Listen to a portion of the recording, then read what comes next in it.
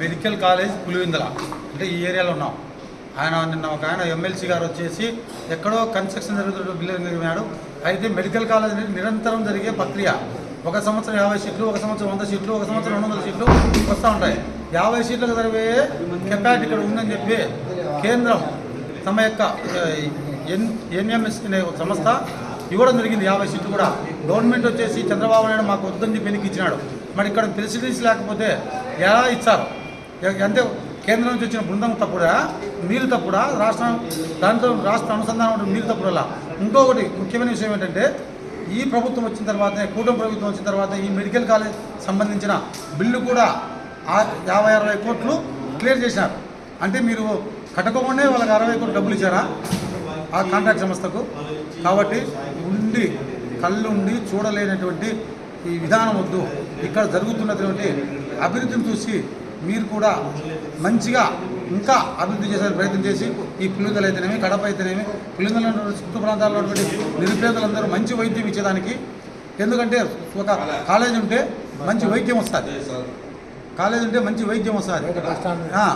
మంచి వైద్యం వచ్చి మన ప్రాంత ప్రజలు, మన ప్రాంతంలో ఉన్నటువంటి అందరూ కూడా బాగుపడతారు. మంచి వైద్యం ఇచ్చి ఇప్పుడైతే ఇక్కడైతే కాటన్ దొరకడం లేదు, పారాసెటమాల్ మాత్రలు ఇవ్వడం లేదు.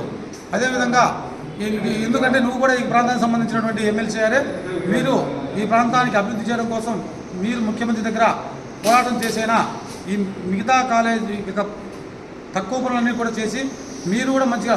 అదేవిధంగా కూటమి ప్రభుత్వం వచ్చిన తర్వాత మీరు కొన్ని లక్షల రూపాయలు పెట్టి బస్సులు కూడా ఏర్పాటు చేశారు. ప్రభుత్వ వైద్య కళాశాల అని అక్కడ ఎక్కడ ఉంది ప్రభుత్వ వైద్య కళాశాల? అక్కడ బస్సులు వెళ్ళాల్సిన అవసరం లేదు కదా.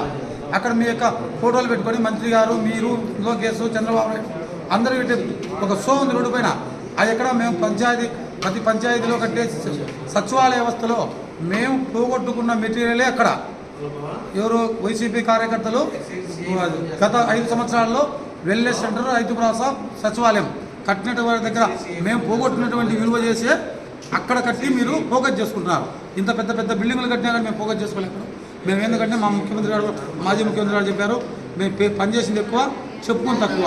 మీరు పని చేస్తున్నా కానీ చెప్పడం మేము చేసే పని అంతా ఎగుపక్కవే బిల్డింగ్లు. అది నిజంగానే ఉన్నాయి. ఏది నువ్వు నిన్న తిరిగినటువంటి బిల్డింగ్లు ఖచ్చితంగా ఇన్కంప్లీట్. ఎందుకు ఇన్కంప్లీట్? అది నిరంతరం జరిగే ప్రక్రియ కాబట్టి. తర్వాత మీరు వచ్చారు. ఈ తర్వాత వచ్చిన తర్వాత మళ్ళీ మిగతా ప్రభుత్వాలు చేయాలి. ఒకే జగన్మోహన్ రెడ్డి ఉన్నారు, ఒకే చంద్రబాబు నాయుడు ఉన్నాడు.